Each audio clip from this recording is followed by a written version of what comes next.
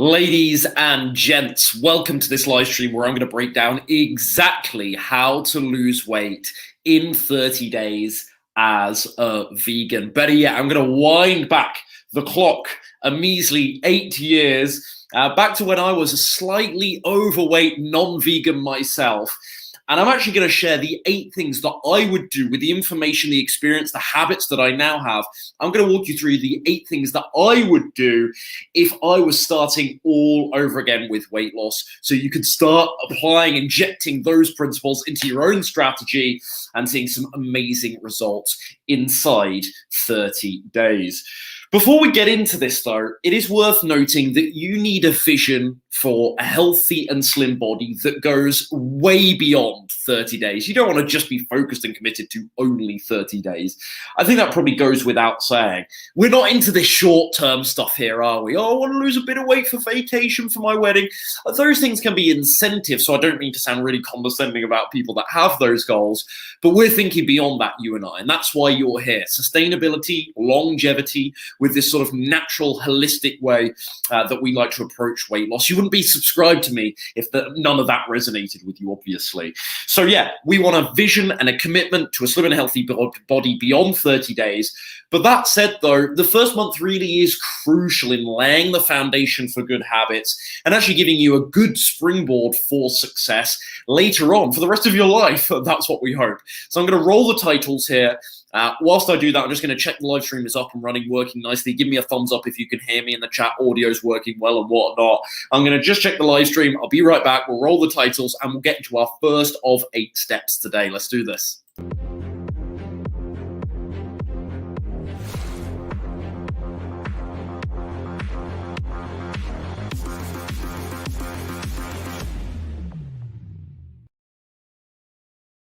Okay, here we are then. Step number 1 to lose weight on a vegan diet inside 30 days.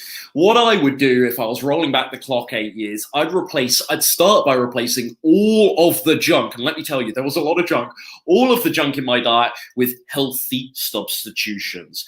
Domino's pizza, the meatless, mighty meteor, meatless feast, whatever on earth. They weren't meatless, the meat feast, whatever they were called. The Domino's pizza, the Ben & Jerry's ice cream. I'd just go through Domino's pizza, Ben & Jerry's whilst watching. I don't know if you remember these shows like Lost, Prison Break, bit of Breaking Bad, so on and so forth. This was before Game of Thrones era. And yeah, those were just my regular nights hanging out with my university friends. And yeah, no wonder I was gaining weight looking back in hindsight, right? And what I would start to do is I'd start by, instead of the Domino's pizza, I'd make my own healthy veggie pizza. So I'd get myself a relatively clean base, as clean a pizza base as I could find. You can make them yourselves. Forks over knives have a good recipe, but it's a bit of work, admittedly. But I'd find a relatively clean pizza base. I'd lay on some tomatoes, maybe a little bit of like passata, or a tomato puree, and then just top with whatever veggies I had on me, whatever I would like. And I did used to do this back in the day. I went through a phase of doing healthy vegan pizzas a couple of years back, and I would add things like bell pepper, of course, mushrooms, maybe a couple of olives, some spinach. It wilts down, so you need a bunch, but a lot of spinach. Sprinkle on some pine nuts, maybe some asparagus, maybe some black beans, or even chickpeas, believe it or not, can go quite well on pizza and add just a little bit more substance in replacement for the meat, for example. And yeah, I just load it up on clean stuff, maybe a little bit of corn on top. I love corn on pizza. And I'd just do my own healthy version. And then maybe dessert, if I wanted to replace the ice cream going back, I'd just do a banana and ice cream. You know, simple plant milk, a couple of bananas, maybe some hemp seeds to top. Really frozen bananas, that is. Really, really easy, simple, but still healthy stuff that could just be a replacement for those crutches, for the way I used to soothe and emotionally eat, and the bad habits with food I had in the past.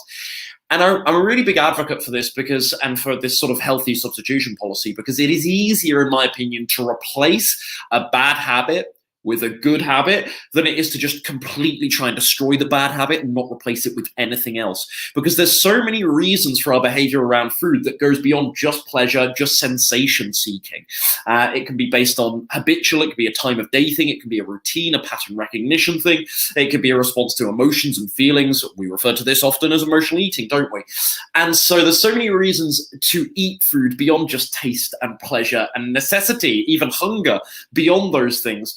And so looking back, this is easy for me nowadays because I feel I've got good discipline and good control. I'm not perfect, but good control around food. So this isn't necessary nowadays, but going back 8 years, rather than just trying to rip down all of those bad habits that were so ingrained, so cemented, and there were so many limiting beliefs and stories and so much emotion and so much habit around those things.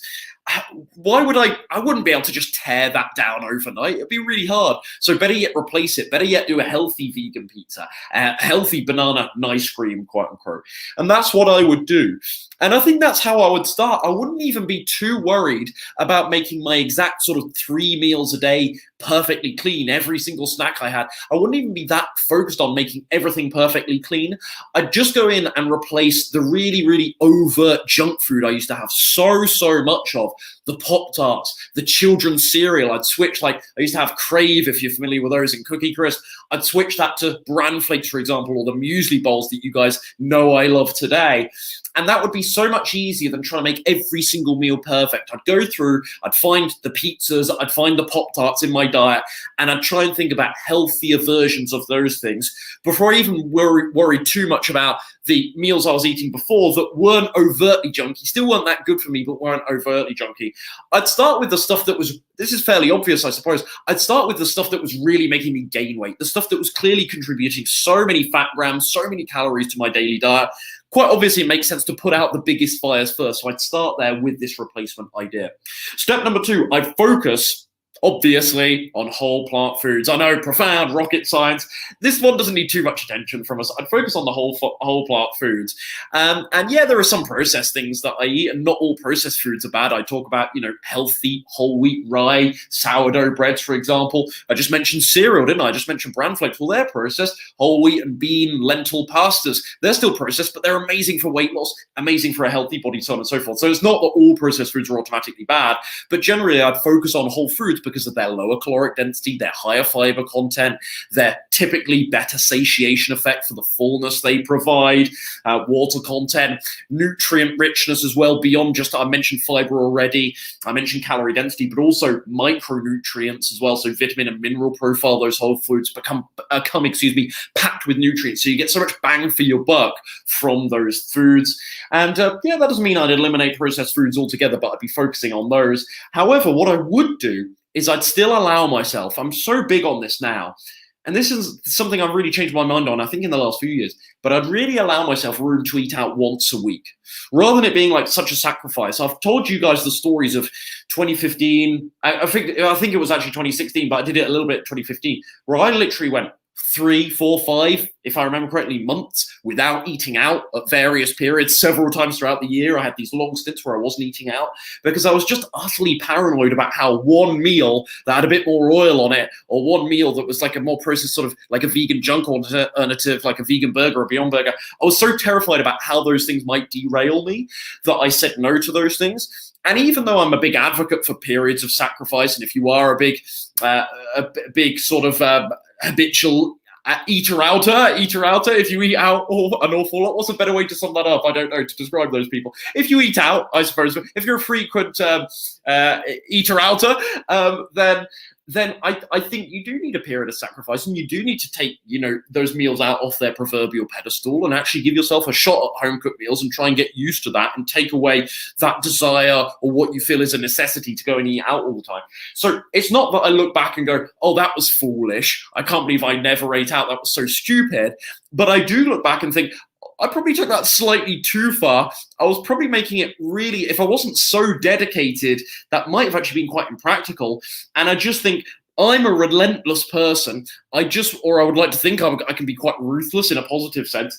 And is the average person going to be, not to sound really patronizing, but is the average person going to be so dedicated as I was when I was really, really desperate for weight loss at 20, 21 years old with nothing else too much on my plate? Is the average, everyday, normal, I hate it person, I hate using those sorts of terms, it sounds so condescending, but normal person with a really busy schedule, with children, perhaps lots of parental and work responsibilities, far more so than I did at measly 21, is that sort of person going to be able to never eat out for 3 or 4 months to reap the rewards that I did from that process? Probably not. And so I think in hindsight, for me, I didn't need to do quite so much of that. It was helpful, but just allowing myself that room rather, to eat out once a week, I think that would have created like a pragmatism that I was probably missing at the time. And therefore, when I did finally eat out again, I probably had all this fear around it because it's something I had been really, really building up in my mind, let's say. So I think that's step number 2, focus on those whole plant foods, quite obviously, minimizing the processed stuff, but still letting myself eat out, but only once a week, creating some kind of rule or structure around that so I didn't get carried away.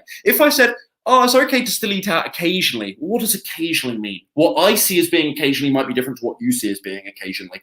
It's vague. So I'm a person that likes rules. I think you guys know this about me, and lots of my clients appreciate that as well. So when I say to my clients, okay, you get a 1 meal out per week rule, it's like, okay, now I know where I stand on the program. I know what leeway I have. I know that's not too much. Ryan's expecting that I can use that 1 meal out per week rule. It's not that I necessarily need to do that every week, but I've got that. But I don't want to go over that because he's set a clear limit and a boundary and a structure. And that's what we need. We need rules, we need boundaries, we need structure. And so rather than just saying, I'll try and eat out less, or, well, I can eat out, but let's make it occasional. Why not put a number on it? Make it specific and try and make it realistic, quite obviously. Maybe 1 meal out a week because you travel loads is not so feasible. So maybe you stretch to 2, for example. But I think that will really help.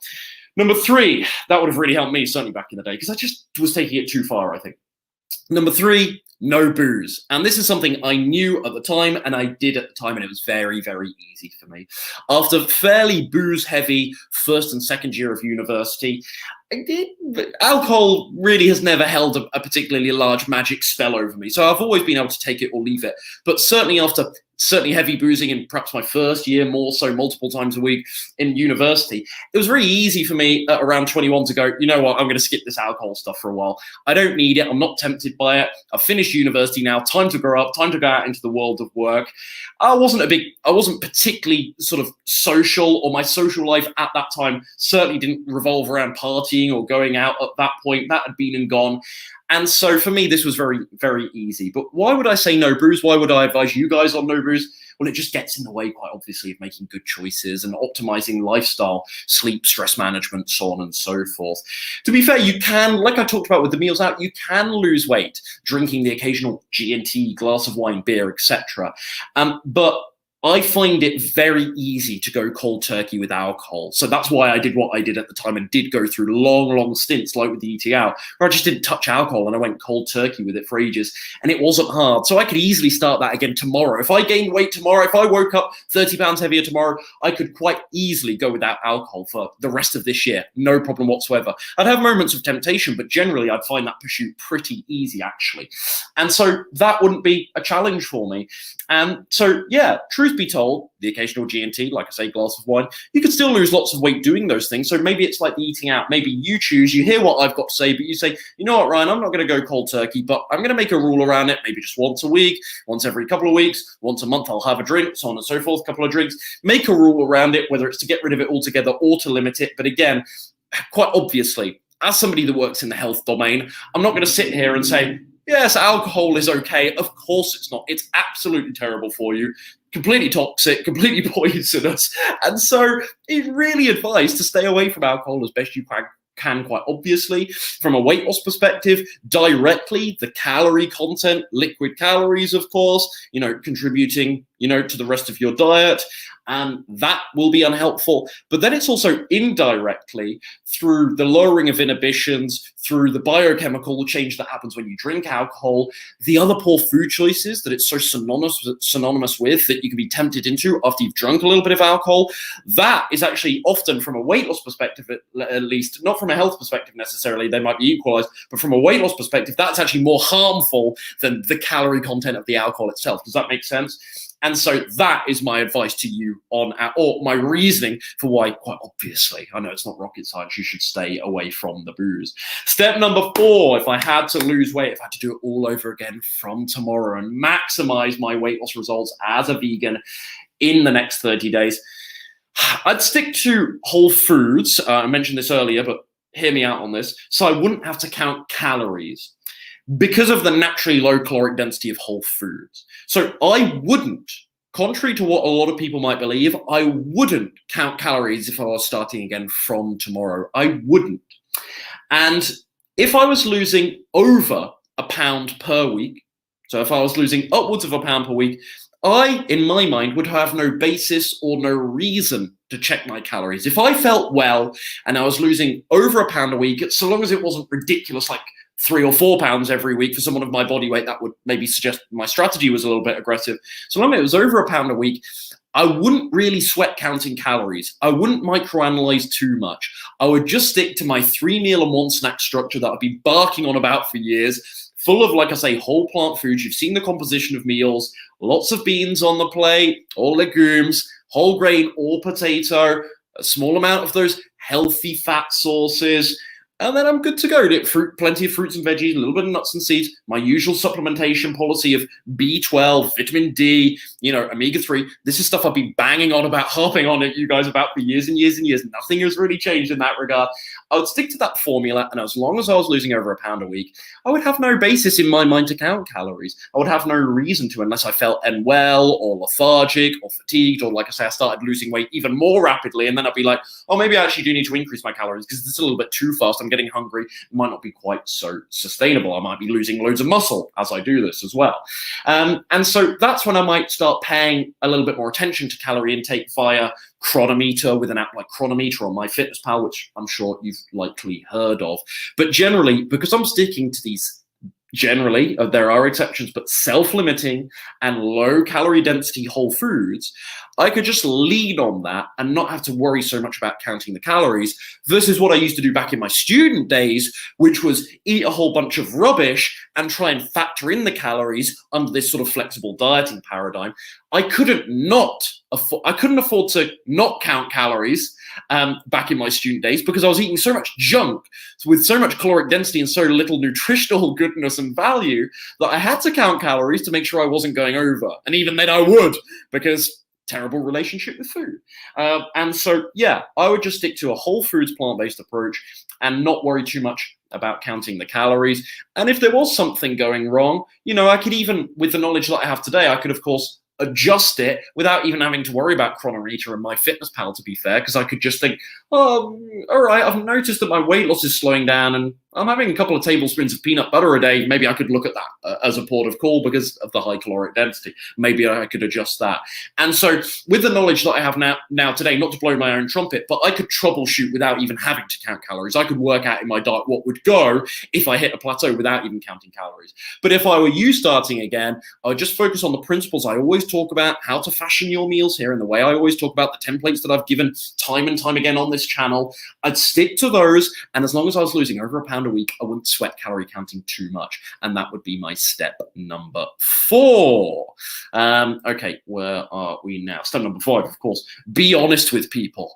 Isn't it profound? Wow. Who would have thought there was a saying, honesty is the best policy? Wow. So why on earth does nobody do it? I don't know. Nobody does. People have a hard time being honest, don't they? You have to be honest with people about what you're working on and what you're doing, because it can lead to problems down the road if not. You need to say, look, I'm working on my health right now, and so far it's going well. Maybe you say no to pizza night because you're working on what you're doing right now. Sometimes we don't always tell our friends and family, do we, how much our goals mean to us and exactly what we're working on, for fear that we'll fail and they might laugh at us, even if we have no basis for assuming that, even if we know they're supportive and they love us unconditionally. That's our story, isn't it? Oh, they're going to laugh at. They're going to think, oh, it's embarrassing. What are they going to think of me when I tell them I'm trying to lose weight, and then another month later I haven't lost any weight? And they see me eating donuts and they're like, I thought you were trying to lose weight, mate. Right, I thought you were trying to lose weight. It's embarrassing, isn't it? So we don't always be honest with these things. But I think it helps to do so. I think it helps not only for public accountability to proclaim what you're working on to people, but also so that you don't surprise people or get resentful or snap at people when they keep offering you pizza, and then you suddenly say, for God's sake, stop offering me pizza, because you haven't told them how much what you're working on with your health goals actually means to you, or how you're working with a coach now. I've got a personal trainer. You have to tell people these things so they understand where you're coming from and they can adjust their story and their expectation of your behavior. Because that's where people get dragged down. If they have a friend or a family member that they're so used to sharing a bottle of wine with on a Friday night, come Friday night when you suddenly stop doing that without actually giving any reason or actually explaining why you're stopping doing that, that's when you might get guilt tripped. That's when people say, oh, come on, just one glass. have one little piece of cake. It won't kill you. And we call them enablers, right? These sort of enabling characters that might well love us and might, in many cases, be well-meaning our lives. They might try and encourage us into their bad habits so they can sort of justify them themselves. And their story is that if you're indulging with them, that is somehow more fun for them than if they're just having it on their own, which I can see because we are social creatures. But if you can just be honest, that doesn't eliminate everyone being unsupportive of you. But if you can just be honest, if you can make your intentions clear, you're not going to shock anyone, you're not going to startle them, and you're going to be able to avoid a lot of the, let's say, social manipulation that can sometimes come from people when they want you to indulge in their bad habits. You need to manage their expectations first of all. You need to say, look, guys, I know we eat out every Wednesday night, and this certainly isn't for the rest of my life, but you know what? I'm actually being honest about it, I'm going to miss the next couple because I'm really working on my health goals right now. In fact, hey, better yet, I'll still come out to hang out with you guys, but I think I'll just have a drink, or I think I'll just grab a starter, an appetizer.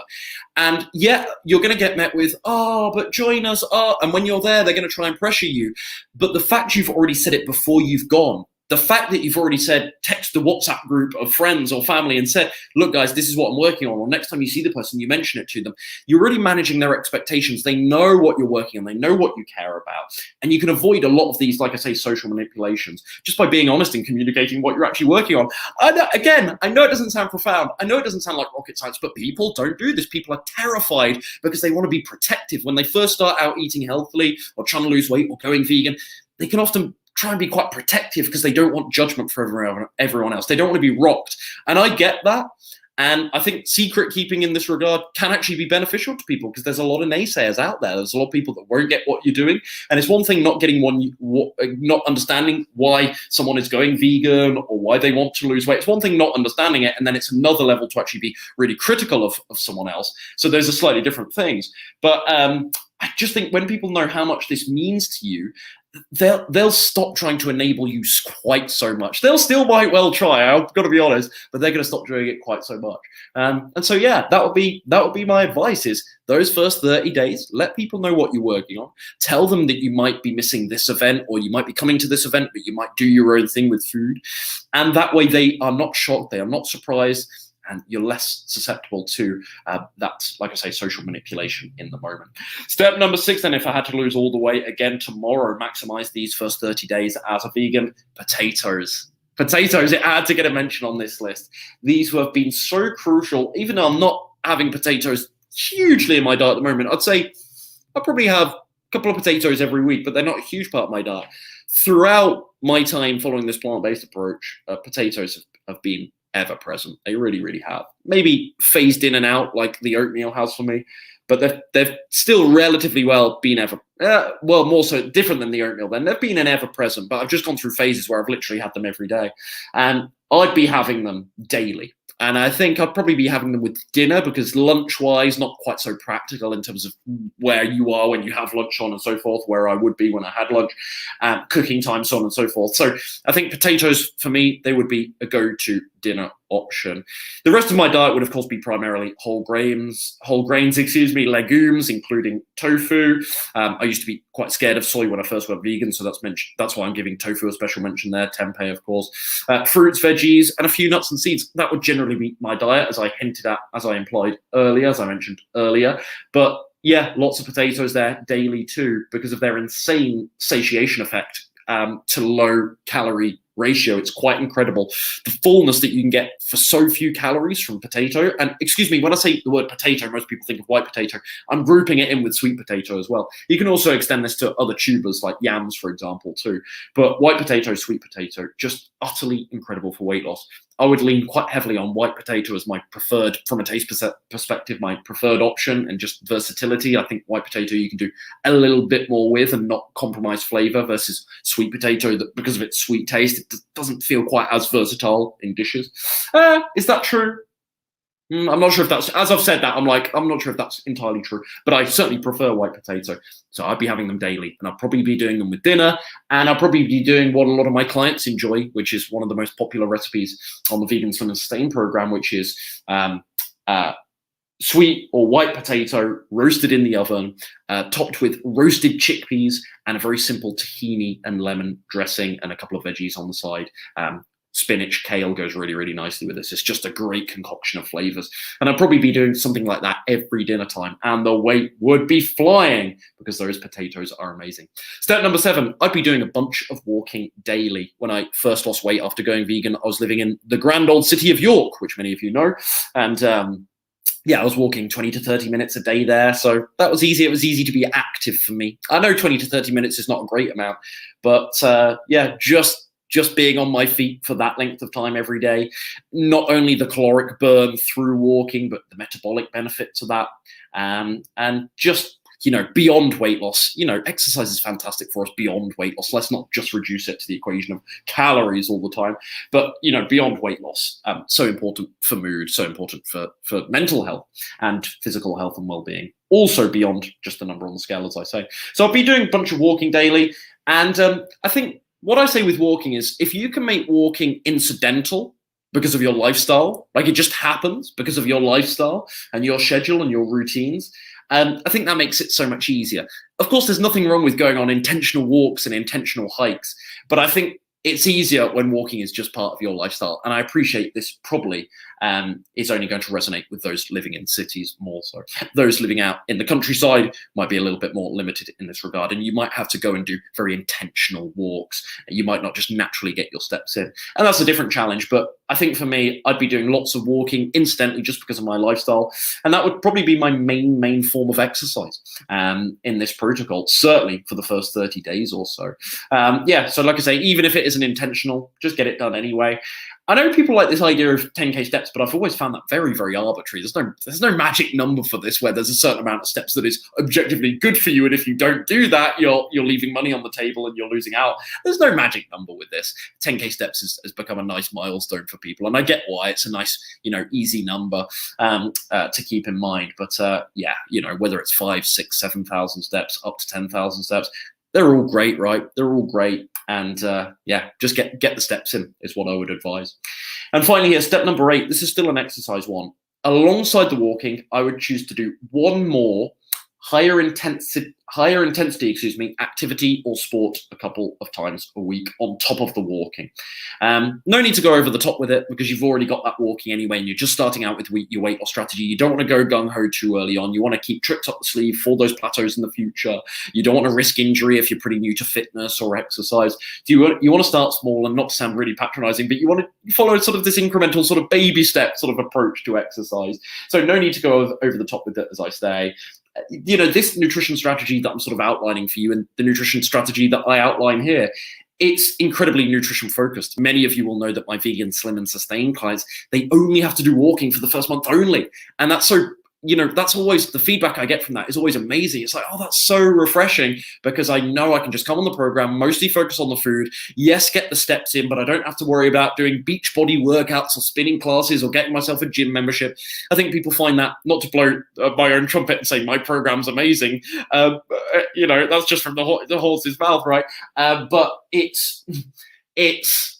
I think that is feedback I get, that it's really refreshing. People really enjoy that aspect, that there isn't just some crazy gung-ho workouts that they have to get right into, but rather we build fitness up in time, and therefore there's a lower risk of injury, of burnout, of overcommitting to something that might be a cost issue with a more expensive gym or those spinning classes, or it just might be impractical because the gym's a 20-minute drive for you, and are you going to be motivated to do that every day, day in, day out? No, of course not. But just to walk around the block, these set the bar a little bit lower for yourself and actually give yourself a realistic chance to actually do what you're committed to doing, and then you won't feel so guilty about missing things when you set the bar so high inevitably. So I think, anyway, back to my original point. Walking, yes, but also just one higher intensity thing a week. Just once a week. So obviously you guys know I love my martial arts stuff, and that is really, really intense. You're just dripping at the end of those sessions. And so maybe something like that. Maybe tennis, which isn't wild. It depends on who I'm playing, whatever, whether I'm part of the group or playing separately, singles, doubles. When I'm playing a bit of tennis, it's much harder work than just walking, right? And so I would have one outlet for something a little bit more sporty, a little bit more greater intensity every week, but I won't push it too hard. Very nutrition focused approach, lots of steps, and then just a little bit of the high intensity stuff as we go. And if maybe I plateaued, maybe that's an opportunity to do more high intensity stuff. But when I'm actually ready to, when I've actually built my fitness back up again, Like, this is 8 years ago. This is not now. Now I could easily add more intense exercise. I'm easily capable of that. But yeah, we're rolling back the clock. I'm imagining if I was starting from scratch tomorrow, and these are where these 8 steps are coming from. Does that make sense, my friends? Sorry about my wobbly camera here. Hopefully that makes sense. Okay, not so many comments. I don't think I've got time. I've got another coaching call shortly, so I've got to go, folks. So not so many comments. But those are my 8 steps to lose weight in 30 days as a vegan. Really hope this helped you out. If you are done, hopefully you found everything here useful and good stuff to get you started with and get the ball rolling with. But if you are done with those quick fixes and you would like to discover the most sustainable way to lose 6 to 10 pounds per month with simple vegan meals and no counting calories, I'm on the lookout for 5 ambitious vegans or plant-based dieters to join Vegan, Slim and Sustain. So click the link below this video in the description box and fill out the form to learn more. That's veganslimandsustain.com. Once more, veganslimandsustain.com. But like I say, link down below. Fill out the online form there and I'll be in touch to see if you're a good fit and give you all the details. Regardless of whether you're interested in coaching or not, like I say, hope this served you well. And sorry for the rushed ending, but just looked at the time. Better go for my next coaching call very, very shortly. So yeah, speak soon.